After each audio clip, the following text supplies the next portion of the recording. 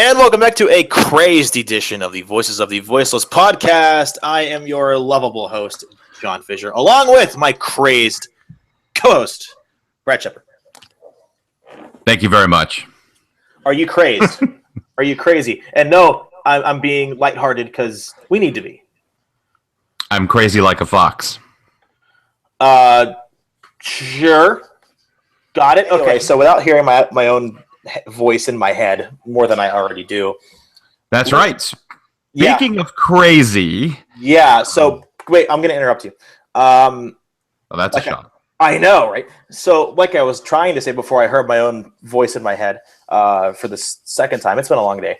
We're not going to do the old Raw rundown and then NXT rundown and then talk about how great Tough Enough is because Tough Enough's over, number one.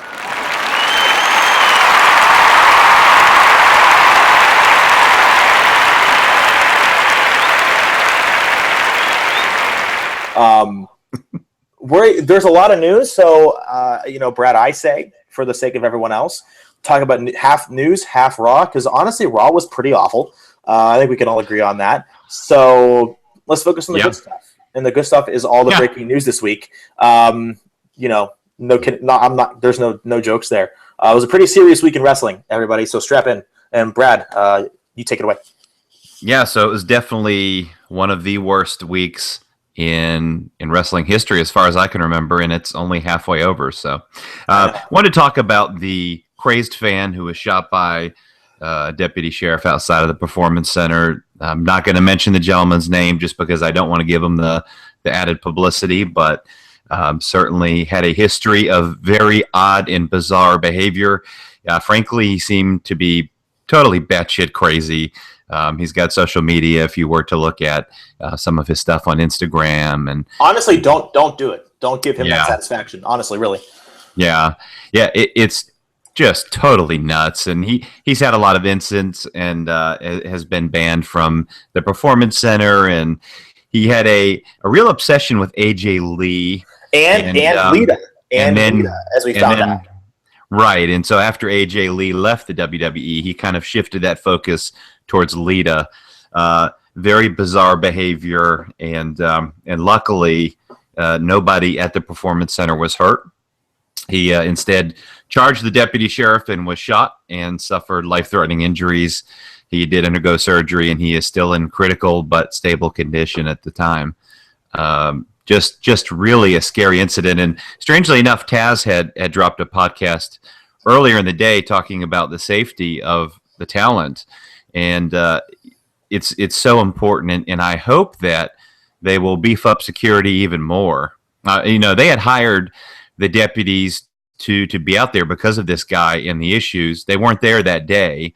The deputies just happened to be in the area right there, luckily for them. But, safety is very important for those men and women at the Performance Center. Honestly, I mean, let me pose a question to the real humans out there. Nobody that has those crazy instincts. It's one thing to have an affection towards one person, whether it be, a sibling, a son or daughter, as you all know, Brad. Family in general, best friends, even acquaintances that you feel for, that you care for.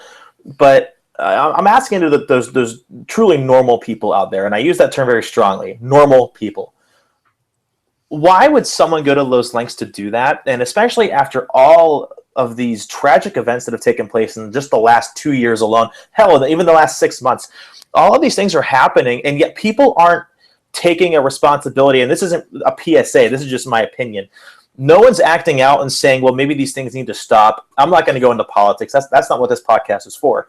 For someone to go into a happy place, kind of like Disney World for wrestling fans, the Performance Center, state-of-the-art facility. You have everything that you ever wanted there. You have rookies there.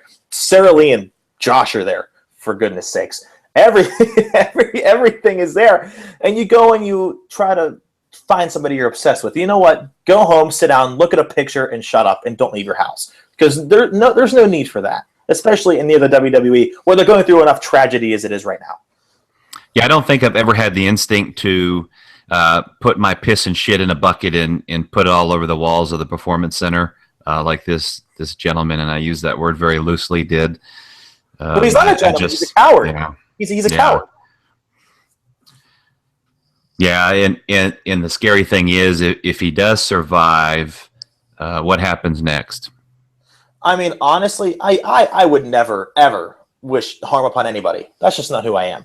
However, I do hope he gets help, because clearly, there are some problems there that need at least some attention, and that maybe someone could help him and he could learn from his mistake. And unfortunately, his mistake could have cost somebody their life. Absolutely.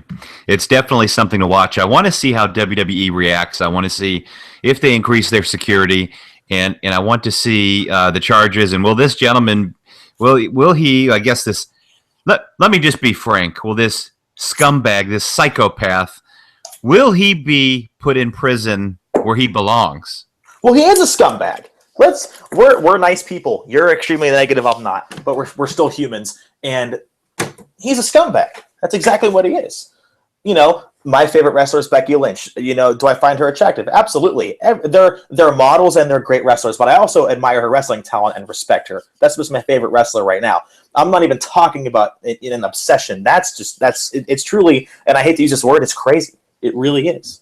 Do you think she has a nice lass? I think she has a nice T-shirt and a nice catchphrase. But I'm just trying to make an example here. There are ways to respect people, especially women in this country right now, in the world right now, to not be obsessive and do something like that. That's all I'm saying.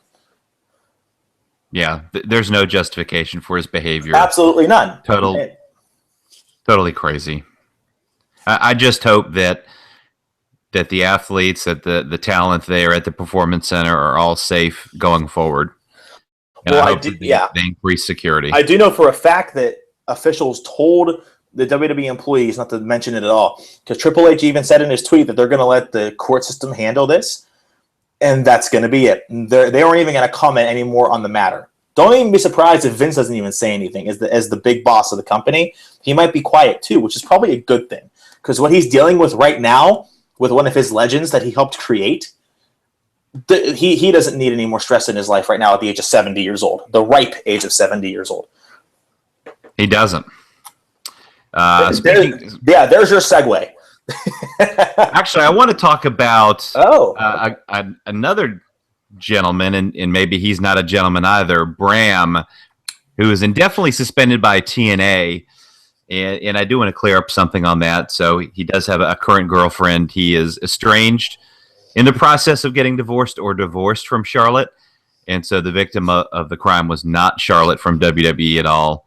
But unfortunately, he did have a domestic incident with his current girlfriend at her apartment. He trapped her inside the room, and she tried to get away from him, held her down, choking her by her neck.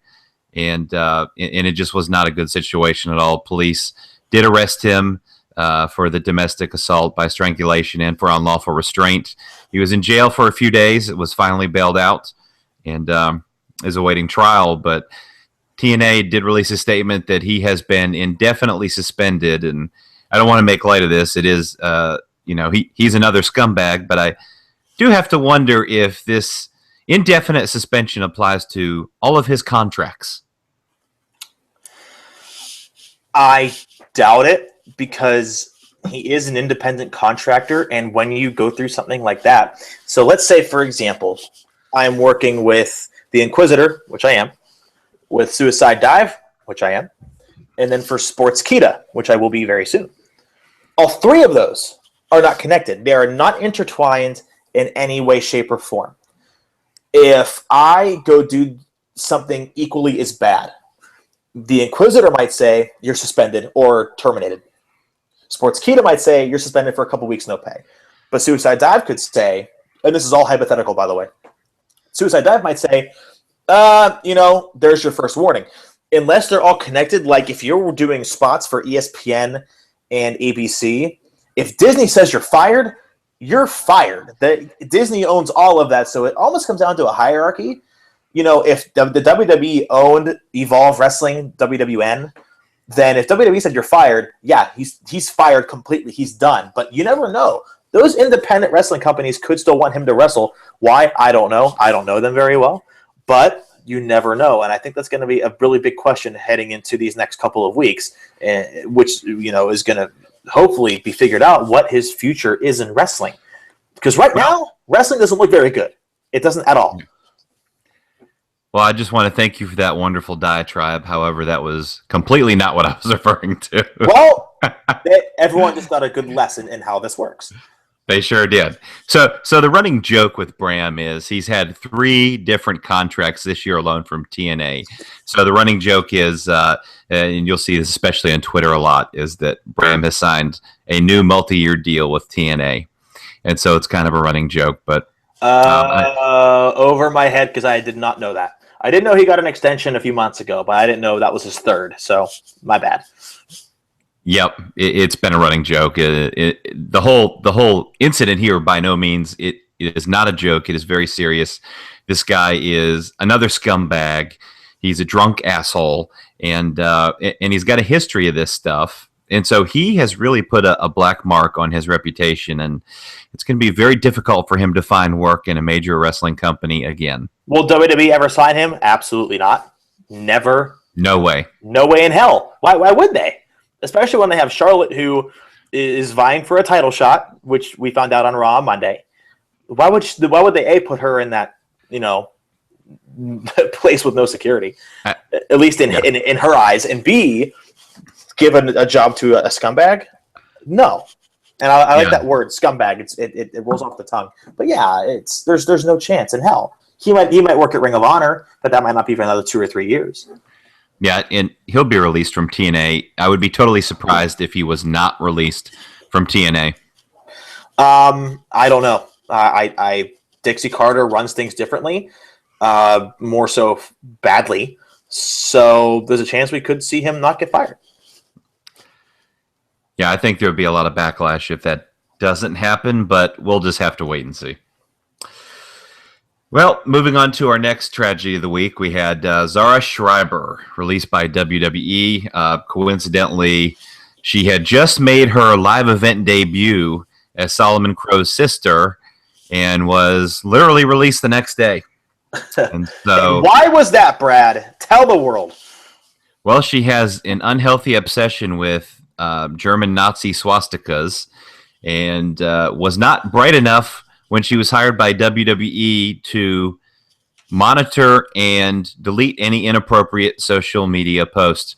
And all talent coming into a position where you're going to be a celebrity, you're going to be on TV and have national exposure, you need to go through your social media and delete any stupid shit. Or not post it to begin with. It's funny because her boyfriend, Seth Rollins, went through the same thing. And I, oddly enough, she was involved. But look, yeah, she's a real winner. She's a real winner. There's no doubt about it. She breaks up a relationship by sexting with Seth Rollins, and and now this trick. And she's got a picture of a pony with a Hitler mustache and a swastika, and a picture of a swastika in her house that she's bragging about, and she's making racist comments about black people. They don't buy their kids toys, and about someone having a black face and not liking a specific Disney princess because she's black, and just using different misogynistic terms and just generally really obnoxious behavior. So it all came back, unfortunately, to bite her in the ass. It was all generally a few years old, but as we saw with Hulk Hogan in his matter that was in the privacy of his home about 8 years ago, that doesn't matter. And you really should be smart enough to delete that stuff from your social media. So WWE, unfortunately, they were left with no choice after the backlash came out. They had no choice but to release her. What are your thoughts? Honestly, my thoughts are she's an idiot, and hopefully she learned. That's it. And apparently she was replying to fans saying that the swastika symbol, what was the exact quote? The swastika symbol means happiness and peace. Yeah, it might have been like the 1500s, but not since 1920. Okay, don't be dumb. I mean, come on. Like, Well, that's just insulting everyone's intelligence. I mean, the pony had a Hitler mustache on it. Nobody believes oh, that. does the Hitler mustache describe bravery and courage? Okay, you know what? There's no excuse for that. She's just an idiot, and we're gonna move on. And she's gonna move on and probably work, nowhere Yes. good because she doesn't Yes. deserve to. Yeah, strip club. Oh, that's rough. But you might be right. I'm not gonna judge, but you might be right. Yeah. All right. So we had Hulk Hogan on Good Morning America. He's doing his apology tour. He was on Nightline as well, where you saw a more in-depth interview than you did in Good Morning America. But he essentially asked for everybody's forgiveness and blamed his upbringing and living in a poor neighborhood for the terminology that he used, saying that it was something he inherited. It was part of growing up in his neighborhood. It was used all the time. I have quotes. Let's hear them. I have quotes. So, yeah, for the Inquisitor.com, I covered the story, and here's a couple quotes I found, and I quote. So this is on his WWE career. Everything I've done in my whole career, my whole life, it's like it never happened, unquote, which is true. Here's the next one. He says, please forgive me. Please forgive me. And now, my favorite. Not really my favorite. Actually, it's the most shocking, but it also really reveals what he was going through.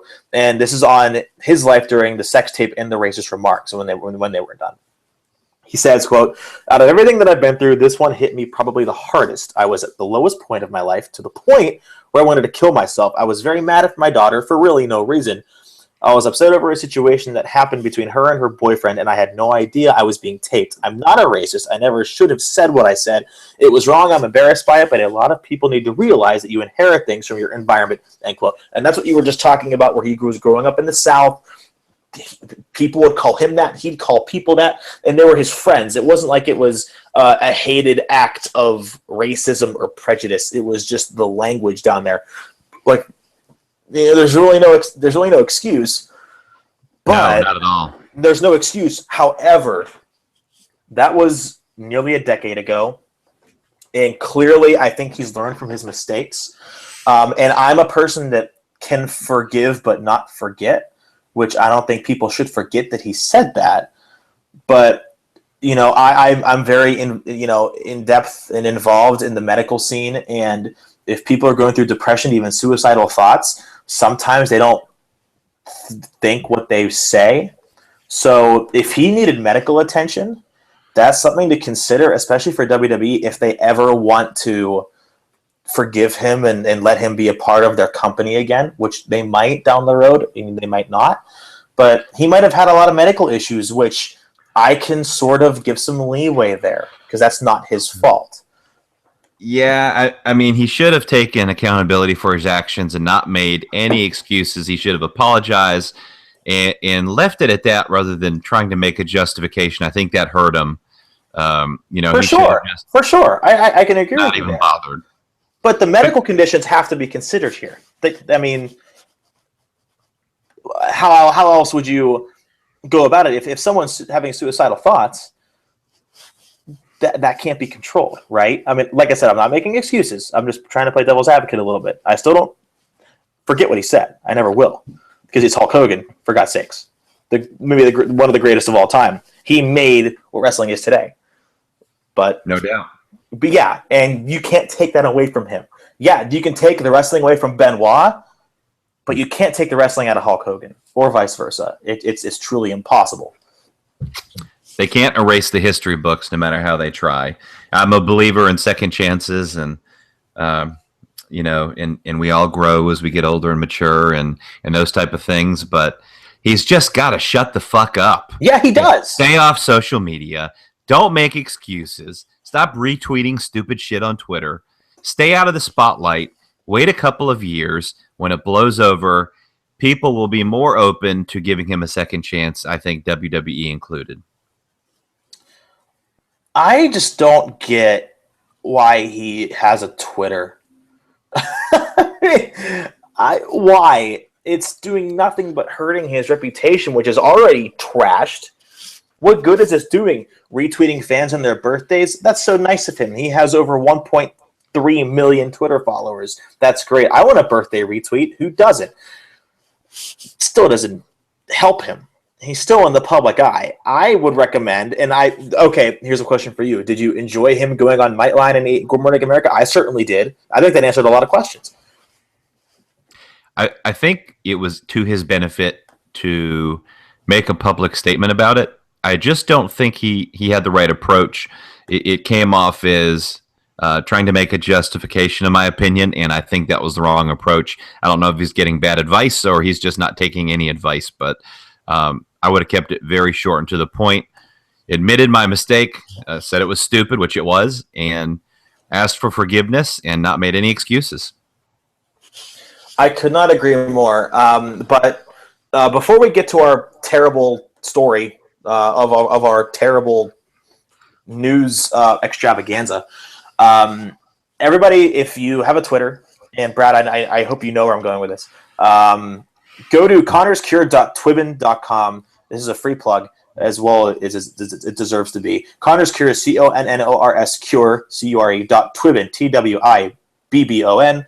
That's like ribbon, but TW instead of the R.com. From there, you will change your Twitter profile picture to gold. So just like how the gay pride festivities went through a few months ago, everyone turned their profile pictures to a rainbow. This will change your profile picture to gold. And from there, you will be supporting pediatric cancer awareness. And WWE will donate $1 to Connor's Cure once you do that. So I recommend everyone do that. It's a very good cause. No reason not to. Let's put it that way. All right. Nothing on that, really? That was heartfelt. I appreciate that. I actually changed my Twitter profile picture to it's got the gold on it. Uh-huh. There you go. I know you did. That's why.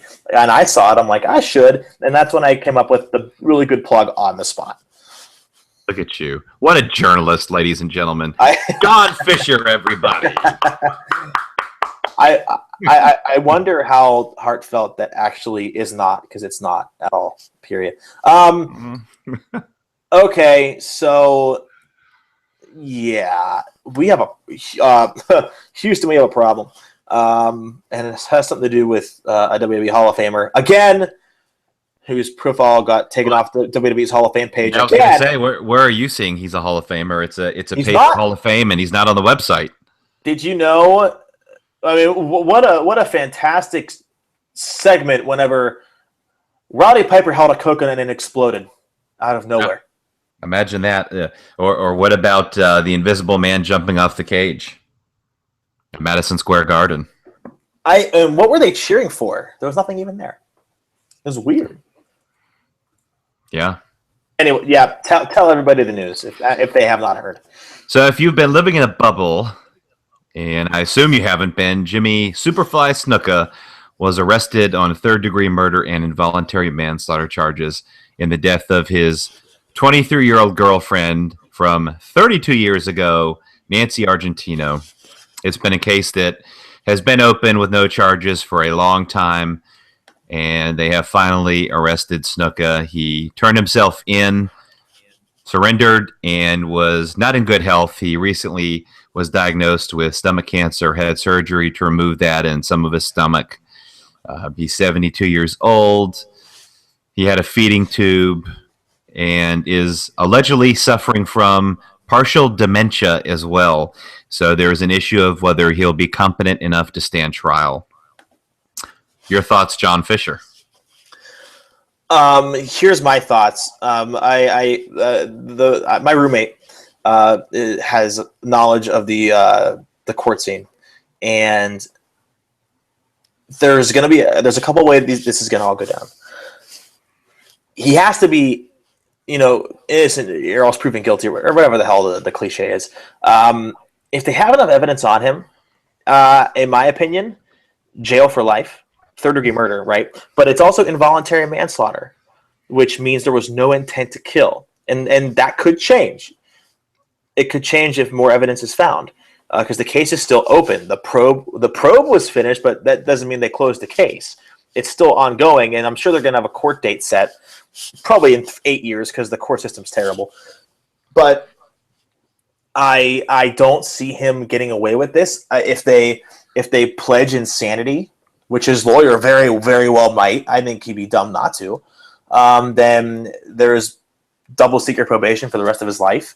And who knows, and this is going to sound so terrible, all of these 80s wrestlers who really shaped what wrestling is today, they're dying, and it's horrifying. Who knows how long Snuka is going to last? Who knows how long any of them are lasting? Because I don't know. I have no answers. I just don't. Maybe you can shed more light on that.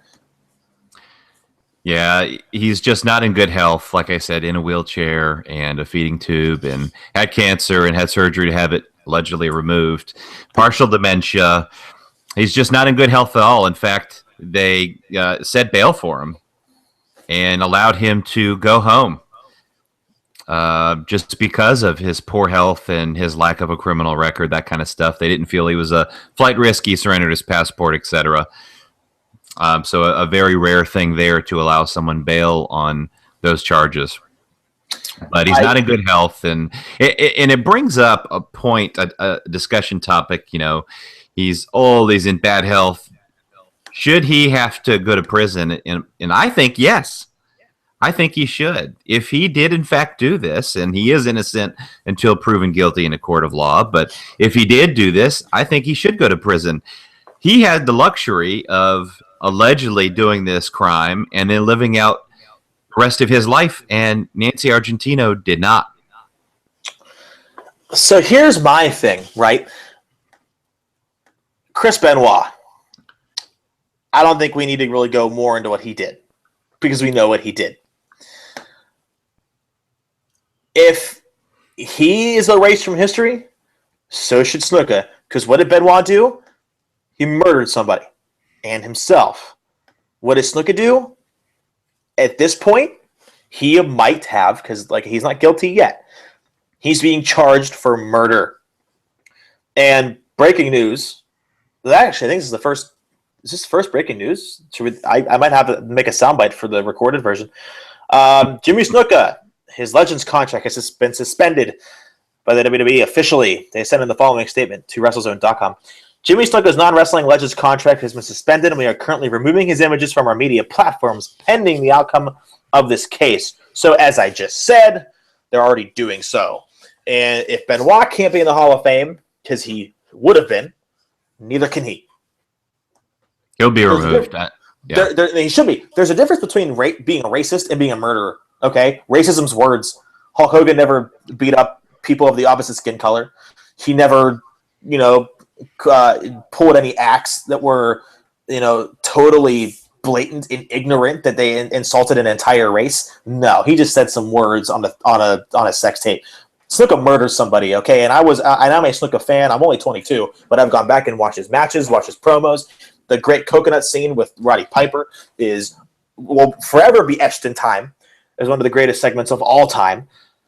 But he might have killed somebody. And that's going to have to come before putting him on TV, putting him in the Hall of Fame, putting him on anything. And the WWE is figuring that out. So I applaud them. I really do.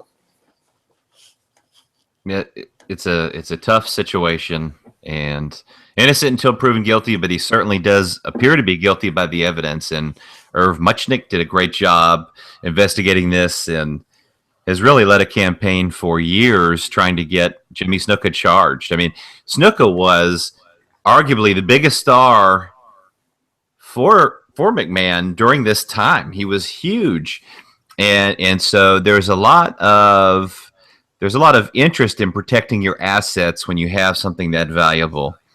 And there's always been a long-standing wrestling rumor that was unfounded or unconfirmed that Vince McMahon had a hand in Jimmy Snuka getting off essentially from murder charges or manslaughter.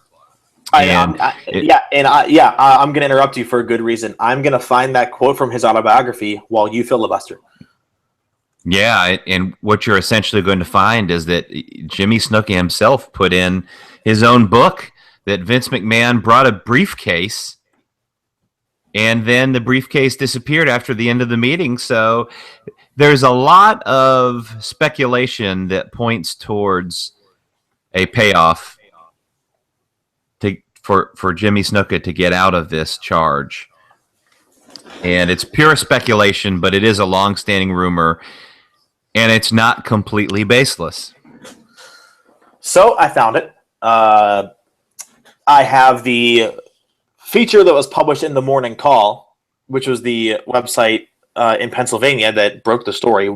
They broke the story. By the way, just a side note. I'm going to interrupt you for once. Just a side note here. They originally put in the article that he was arrested at his house. He surrendered himself to the law enforcement officials, and it was just essentially a minor detail. I mean, all the charges, everything else was accurate, but Bill Apter went on a complete batshit crazy video rant, which he posted on Twitter. How could you journalists get this wrong? It was totally crazy. And I'm thinking, this guy is a moron. He's essentially splitting hairs over something that's irrelevant. The guy was arrested for accidentally, or whatever the case is, killing someone, and he's splitting hairs over where the guy was arrested. Who cares? Okay. You're going on one of my rants. Good for you. Isn't it funny though? Aren't Apter and Snuka friends as well as colleagues? Because if that's the case, he might just be sticking up for his friend, right? So that's the feeling I got. Do you blame him for doing that? No, but still, I mean, damn it, murder is murder, okay? And he will be found guilty if it does come to that. But anyway, moving on to Vince McMahon's potential situation. You highlighted it, so all I'm going to read is the quote from the book. So, Snuka said, quote, "All I remember is McMahon had a briefcase with him," Snuka wrote in his autobiography. "I don't know what happened. The only thing I know for sure is I didn't hurt Nancy." Unquote. And then WWE responded to that and said, quote, "The insinuation that a group of medical examiners, detectives, and prosecutors, including 2 who became judges, could have their integrity compromised and participate in improper activity during the course of a meeting is absurd, categorically false, and insulting to all parties. We are hopeful that justice will prevail," unquote. So, Brad, who's right here? Did Vince really have a hand in getting Snuka off? Because, and I'm behind WWE 110%. He was the John Cena of that era. And do you think personally that Vince would go out and stick out his reputation for John Cena right now like he would for Snuka back in the 80s? I don't know.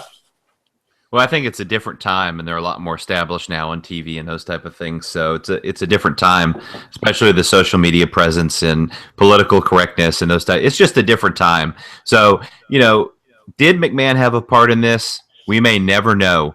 But if you rule out that possibility, you are naive. I don't know. I'm personally thinking as a fan and a human being, Vince McMahon isn't somebody. I don't think he's ever broken the law, of course, that we know of. Never broken the law. Okay, yeah, he developed a really terrible football league. This was a guy who are you talking was providing steroids and other pills and drugs to his talent. Everybody uses steroids. Steroids? Are you kidding me? John Fisher, you do not use steroids. I have for medical reasons when I was sick, so technically I have.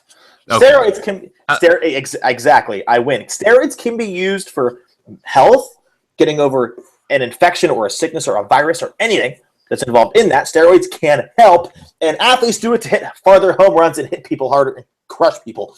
And to do attitude adjustments. That we'll see. I'm not going there. Yeah, he was giving them steroids. Big deal. Like he wasn't giving them cocaine or heroin. He absolutely was. He absolutely was. They're having cocaine parties in the back.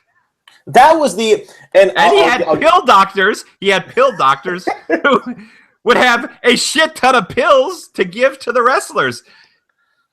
You know what? Watch the movie The Wrestler. He was a drug peddler with Mickey Rourke, and that was the entire wrestling industry. Your argument, while accurate, is invalid. Everyone did it. Everyone. You're telling me Paul Heyman never if I jump off a bridge, would you? No, unless there was steroids down there. Why wouldn't you? No, honestly, I don't think Vince would ever would ever subject himself to something of that magnitude. Steroids, yes, they all got busted, but this is a murder investigation here. This isn't giving steroids to his employees so they're stronger. Totally different. Completely different. One's dealing with people's lives, the other one's dealing with more money. Honestly. No, that's true, but the link is there. I mean, he has done law. Breaking the law.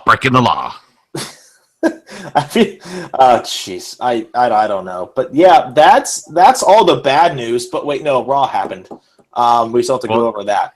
Well, yeah, that's the other bad news. Monday Night Raw happened. I saved us 22 minutes for Monday Night Raw recap because NXT. I'm not even gonna. NXT is just awesome either way, and everything that happens on NXT is awesome. And yes, we're all NXT marks, whether we want to think it or not. But the one piece of non-Raw note that I have is that Lesnar and Owens, their opponents for the MSG show on October 3rd, have been announced. Jericho is fighting Kevin Owens. And I expect Jericho to win. I don't know. We'll see. We will see. And guess who Lesnar's facing off? Well, it's the Fat Show. That's right. He's facing the Big Show at the MSG event October 3rd on the WWE Network, like Netflix, but a better value. What a stupid idea. If they break the ring, I'm all for it. That's all I'm going to say. Yeah.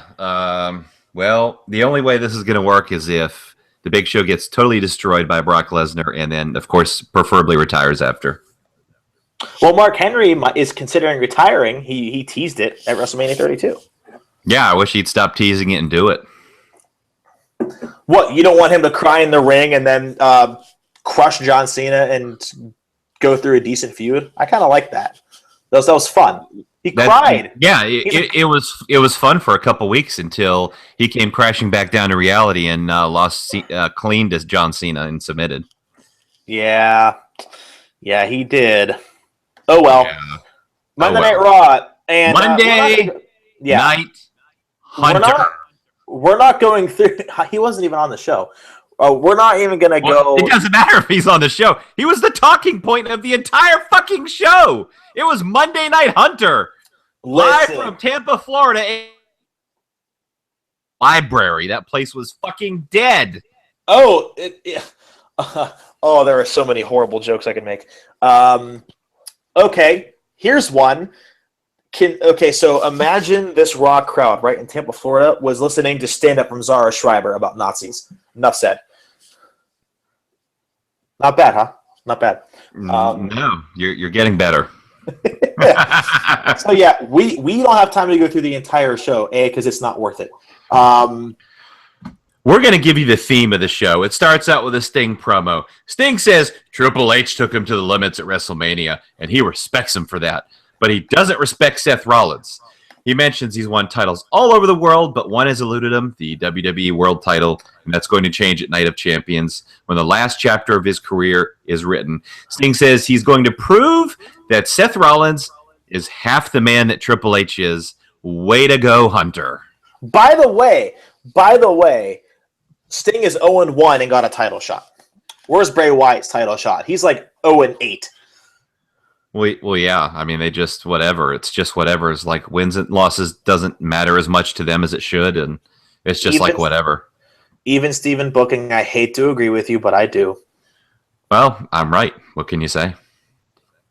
We had Seth Rollins and Stephanie McMahon backstage where they, again, put home the point that Triple H is twice the man that Seth Rollins is, just like Sting had said. Seth was angry. He wants his statue back. Stephanie says, ask him where it's at. We had Dolph Ziggler and Rusev, and as this progressed throughout the night... I love it. Holy shit. This is Degrassi on Raw, and it's amazing. I love this storyline. It's exciting. It's invigorating. It's so dumb, but man, do I love it. It's almost like I'm reading one of those Chick Fabio type romance novels or something. It's, oh my God. I'm glad somebody likes it.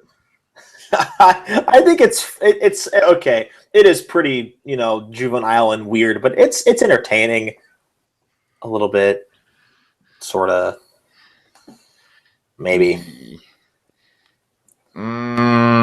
Yeah. They have their match. Ziggler wins by DQ, and he hits a zigzag on Rusev, and Summer Rae attacks Ziggler. Of course, they would go on. Dolph Ziggler and Lana backstage after the fact with Renee Young.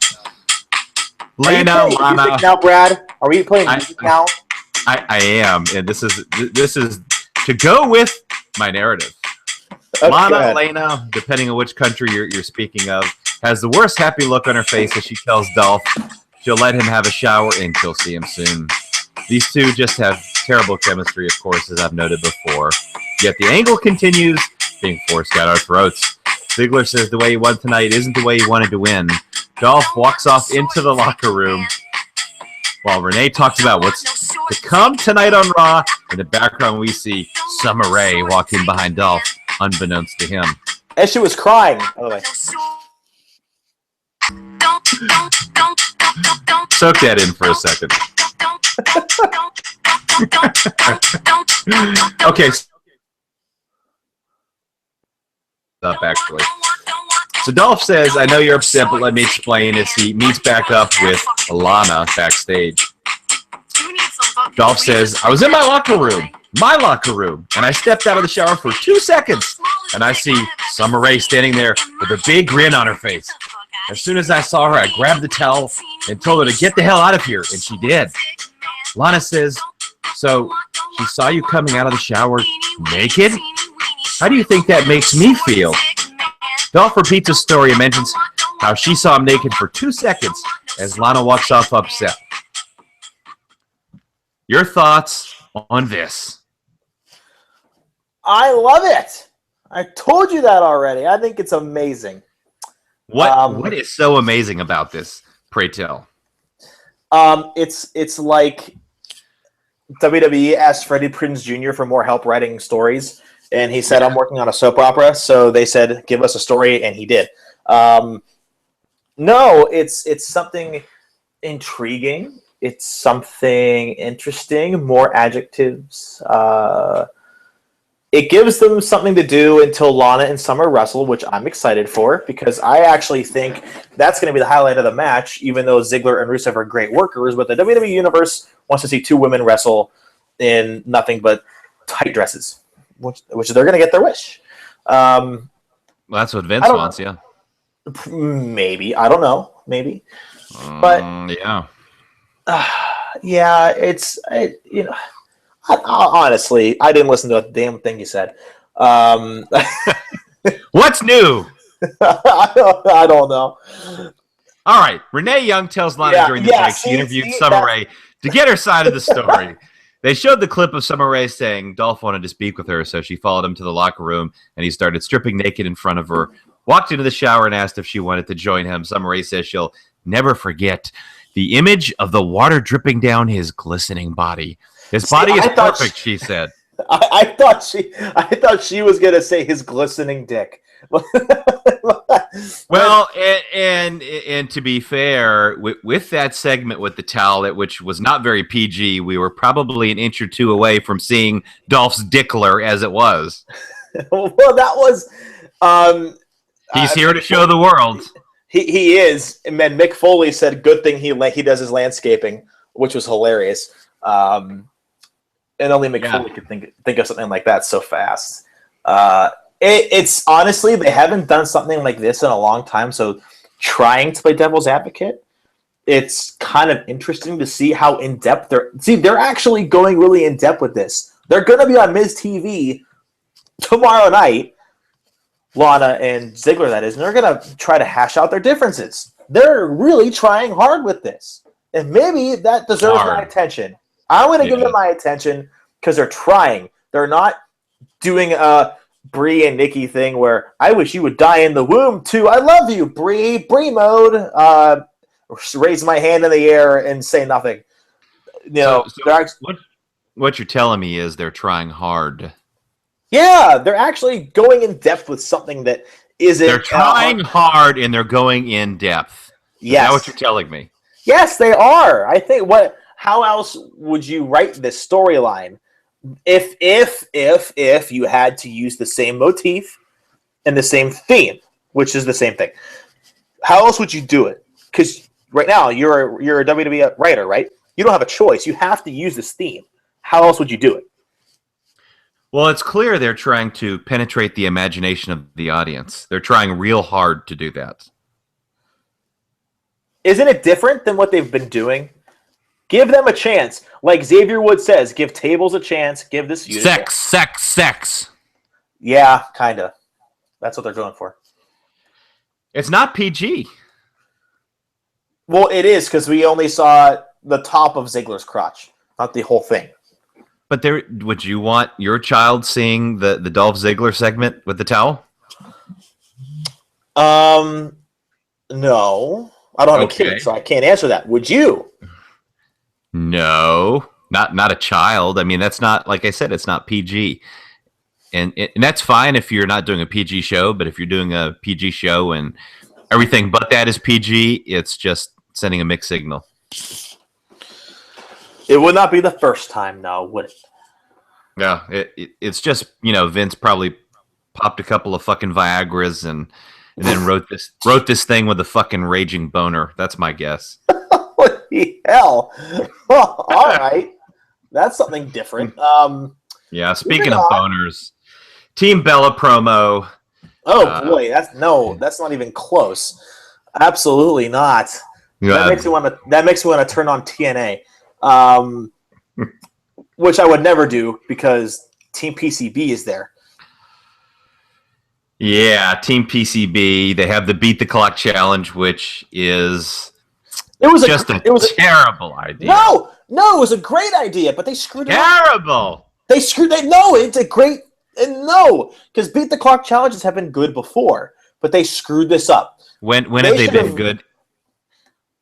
For WWE Championship #1 contenders, they've had matches that have gone on for 10, 12, 15, even 20 minutes. That's when it's good. When it's competitive, they screw this up. If they were to have each match go 9 or 10 minutes, there's that. First of all, that's half an hour TV time for good wrestlers, at least on one side of the ring. 2, it gives them a lot of things to do. You could have given Paige and Sasha 15 minutes, and it would have been a great match. Actually, maybe the best on the card 2 nights ago.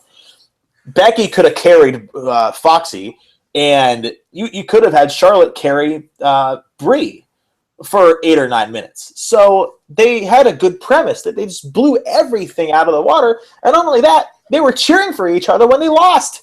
Becky and Paige are sitting there like congratulating their teammates. No, you just lost a title shot. That's not a good thing. You don't want to clap at that. You want to declap. You want to be sad, get pissed, turn heel, something. Just not that. There are no heels. There are no heels. There are no faces. There are just catty bitches. That's how they're written. They're written as catty women who aren't heels, who aren't faces, who don't have a real character. I mean, that's how the former WWE writer described it. They were told to write them like that. It's ridiculous. You got these pre-recorded promos before each one of these Beat the Clock ballads. You got Becky Lynch saying the B in PCB can be a real B when she has to. That's fucking stupid. Who came up with that bullshit? That's ridiculous. A 5-year-old probably wrote that. Could have. Yeah, probably did. Shit. I mean, it was terrible. The whole thing was terrible. The writing on the Divas there. Let me just say this: the Divas Revolution is dead. It's dead. It's DOA. You can forget about it. It's done. Even if Charlotte wins at Night of Champions in a good 20-minute match, which she carries the whole thing. September 2nd, 2015, the Divas Revolution is dead.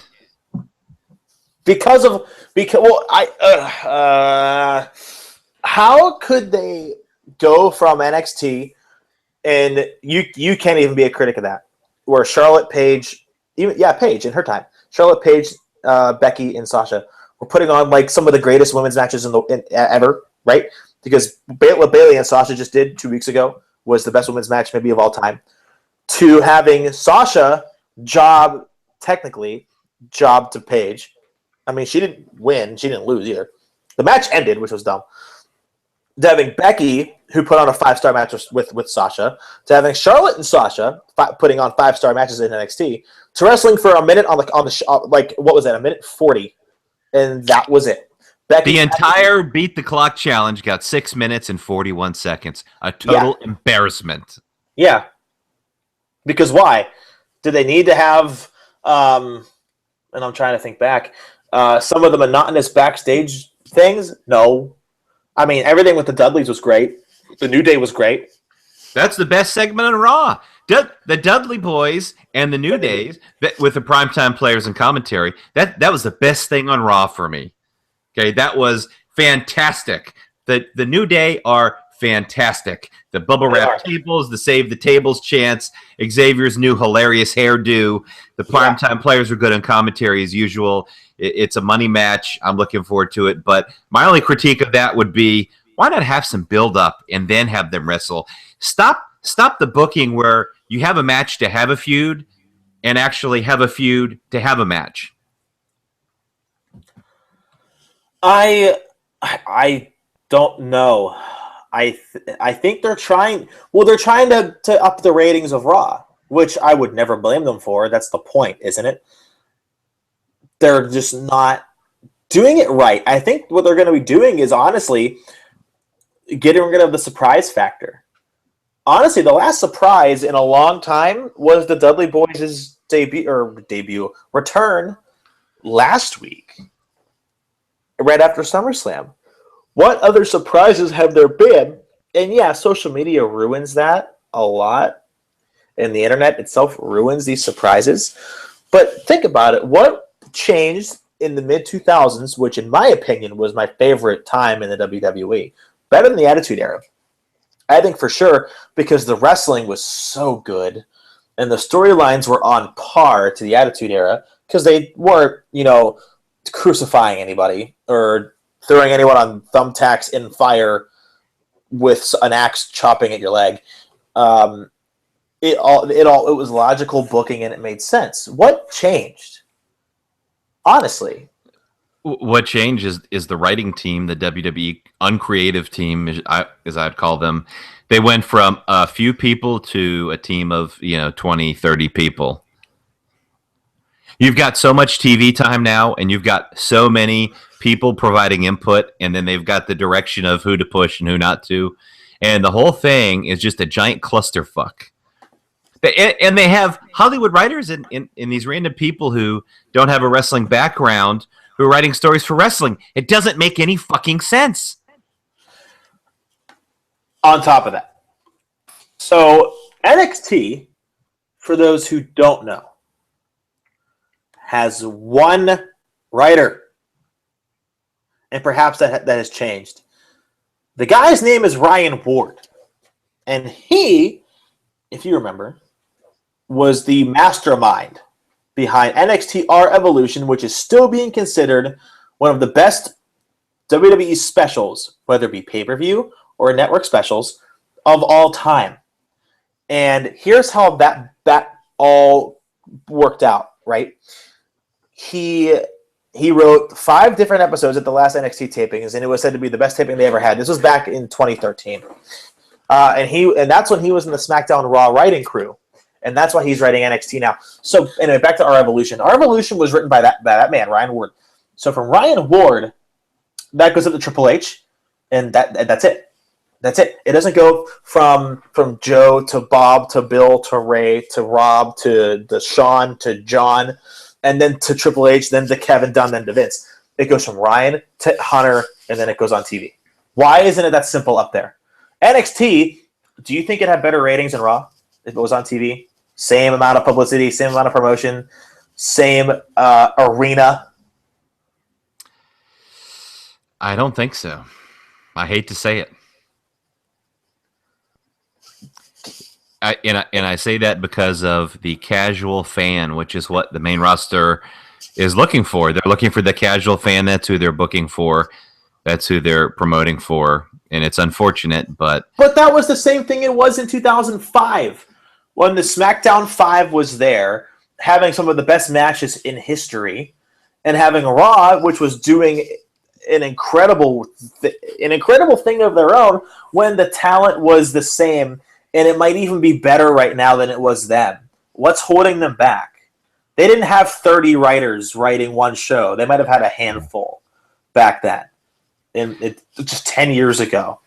yeah, and everything is so scripted. The promos and everything is so scripted that you're never going to have those special moments off the cuff anymore where guys create a spark that really, drives an attitude era or, the golden era or a new generation of exciting stuff in WWE because everything is so scripted.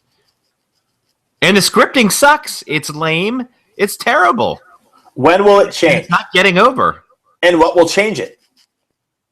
The only thing that could change it is a new person in charge. Everything ultimately goes through Vince. When that changes, there's a potential for change.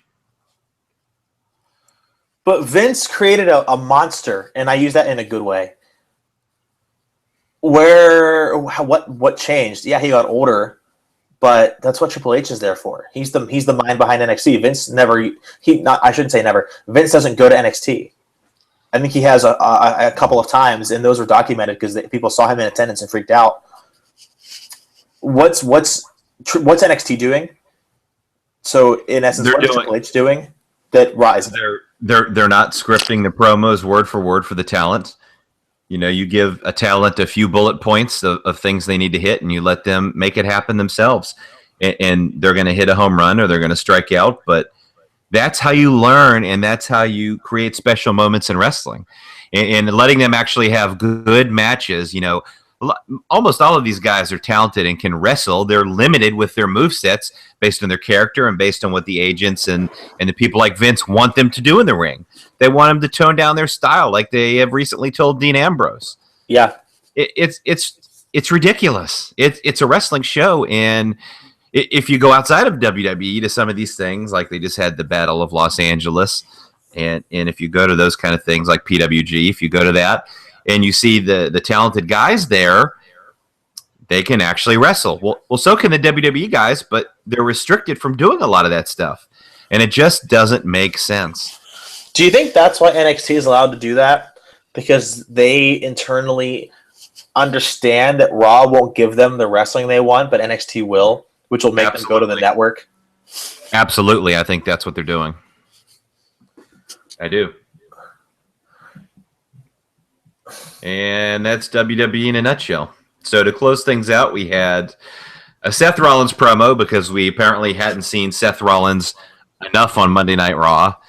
He calls out Sting, calls him a face-painted freak, says he wants Sting to take back what he said about Triple H being better than him because everybody knows that's not true.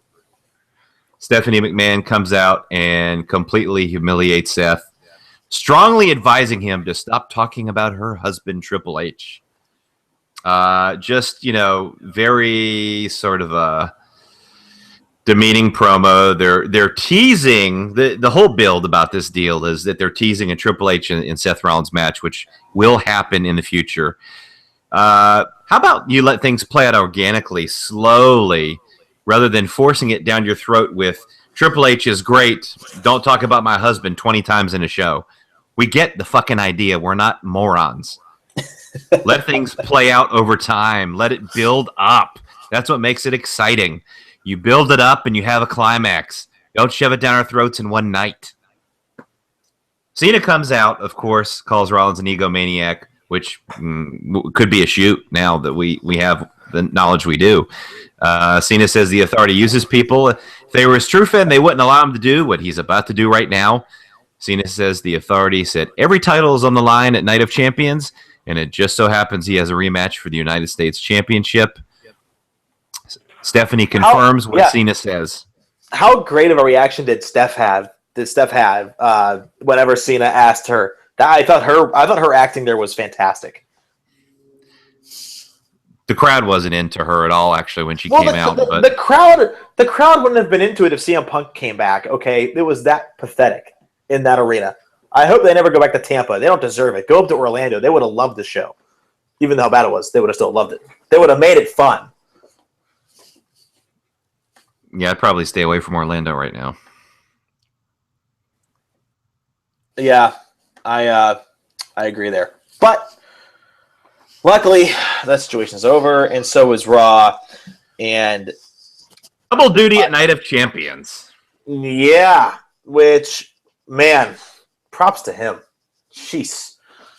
Does he? We'll do our predictions before Night of Champions, but I think okay. Here and going back to our topic because it was very entertaining that we were discussing before you came back with what Raw is doing wrong and everything. Do you think they need another CM Punk moment? Because Mick Foley put on his Facebook page that he feels they need something like that. Another revolution to start. Not a Divas revolution that they can just screw up, but something along the lines of a revolution of the entire company. What CM Punk didn't take place, 2011 to 1998, 13 years prior to. And those moments like that will be forever ingrained in the minds of wrestling fans all around the world. Because overnight, Punk became an internet and a worldwide sensation. He was only an independent and internet sensation. He became a worldwide name as soon as that promo hit on June 27, 2011. What does the WWE need right now? Do they? And right now, they're not being talked about very well. They have a potential murderer, right? They have a racist, quote unquote racist, brother, who just got in trouble, brother. They have someone who looked like they would worship the Nazi religion, and they had two famous wrestlers die before their 80th birthday in the past 3 months. Wrestling is not looking good right now. It's actually looking very bad. So how do they fix it? And that's what our final topic will be.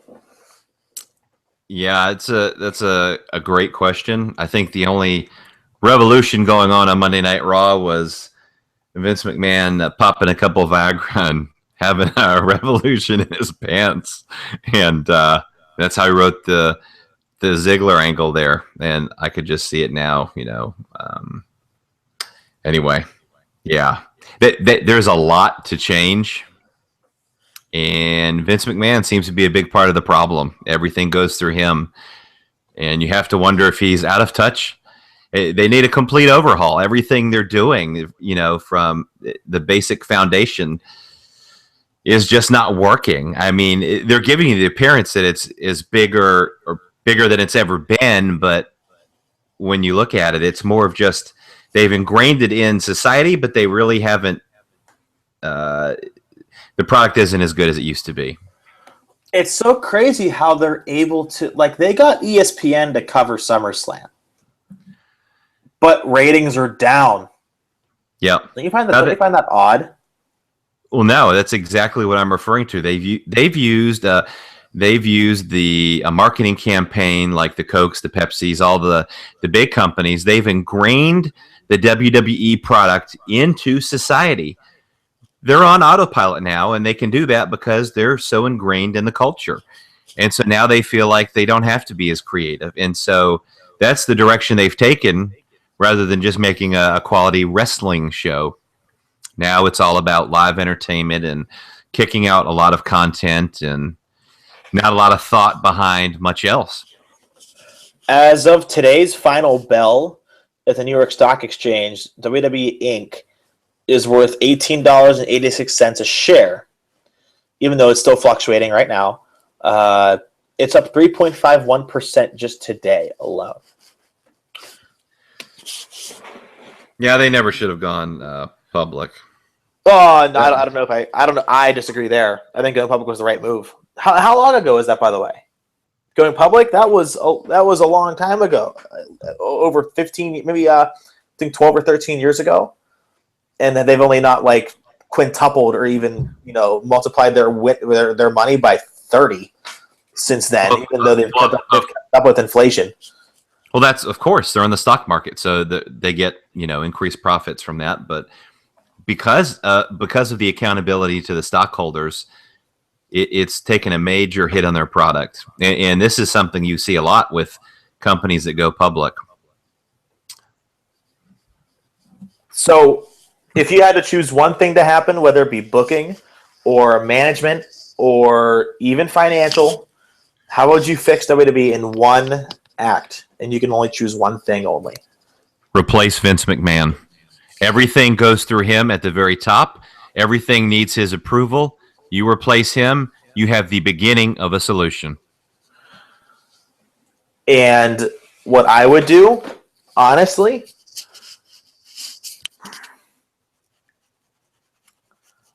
I would. So right now we like we said, we can do whatever we want. Right, we have a limited amount of money to stall fake. I would buy out Impact Wrestling. Hire. I'm serious. Buy it out. Get all the talent they had again. Oh, darling, don't you know we're not for sale? my daddy's still pumping money into my company for now, at least, and we're not for sale. We're all set. We're losing money, but Daddy keeps putting money in my account, so it's all good. That's a terrible impersonation. Thank you. Listen to me. I would buy out Impact Wrestling, make them good again. Get the talent that left for Global Force Wrestling back. Technically, since they're not, you know what I mean. It's all the same shit. TNA, GFW, it's all the same shit. Yeah, but hire better writers and make Impact Wrestling competition, because, as we all know, Vince McMahon wanted to kill his competition, and he did. And it took a while for those effects to finally take into apart, right? Because the early to mid 2000s was still amazing wrestling. But starting in like 08, 09, Raw, maybe 2010 was like the lowest point, in my opinion, since the 80s, when it was just horrifying. Early 90s, I'll be fair. But you're never going to have competition with WWE with a name like TNA. I mean, after Vince Russo named the company TNA, and after he got rid of the giggle shits, having a good laugh over that name, tits and ass TNA, ha ha ha, don't you get it? Yeah. They probably realize, hey, this is probably not such a good fucking idea. We can't market this. Well, and I'm saying change the name, overhaul of Impact Wrestling, make it good, make it competition, have more money. So here's what I'm saying. Pretend like you had as much money as Paul Heyman did. Because think about it. Right now, if NXT was an independent-owned promotion that was good... Paul Heyman didn't have the money either. He just had the checks. Hey, yeah. Good luck cashing that. But here's your check. Yeah, but you understand my point. Competition drives desperation, and when Vince McMahon is desperate, he pulls out good quality stuff. Absolutely, they need competition. I completely agree, and that will make them up their game. It's just unfortunate that may never happen again. Yeah, and it's a shame. It truly is. Well, we went over time, which is my fault. I should be timing this. I've been a producer for a long time. Oh well, I don't care. It's ours. So, Brad, do your thing and let's get out of here. All right. Follow me on Twitter at @TheBradShepard, BradShepard. I actually just dropped an article on TopRopePress.com about Sarah Lee. My plea to Sarah Lee, make sure to check it out. It's also on my Twitter page, linked there. Very interesting stuff. Follow me on Twitter. Give me any feedback about Jon Fisher. If you don't like what he's saying, I want to know. Take it away, John. And as for me, you can find me on theinquisitor.com. That's INQUISITR.com. You will find me at Suicide Dive, on this podcast, at Twitter, Jon Fisher IQ, and soon on Sportskeeda. Sports, as in sports, and Keeda, KEEDA.com. I'll be working there very soon. And keep in Sounds contact. Russian. No, actually, it's an Indian-based company. Very, very successful. Very good. Very excited to start working there soon. But yes, and I think that's all. Tweet me about what I said. If you didn't agree, tell me. If you did, great. If not, I'll block you. Kind of like who's your friend at TNA? Bob Ryder. Bob Ryder. Yeah. He's great. You two are good friends. Yeah, we're real good friends. Yeah, sure. About as good of friends as Hitler and Zahra Schreiber. But anyway, yeah, I said it. I can do those too. All right. Next week we have, pending any breaking news scenarios, Raw and NXT, and that's it. We'll have a lot of fun. And hopefully Raw's worth it next week, and we'll talk about it even more. That's right. So, from all of us here at the Voices of the Voices podcast, we will talk to you all next week. Have a good night, everybody. Peace.